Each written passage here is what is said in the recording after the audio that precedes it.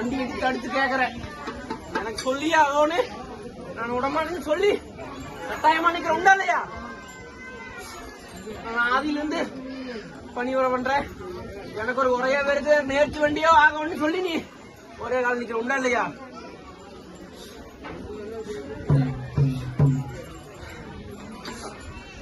ஒரு 3 உரை இருக்குதப்பா. அதை நானே நேர்த்தி வண்டி விடுற, அவசரப்பட வேண்டாம்னு சொல்றேன்.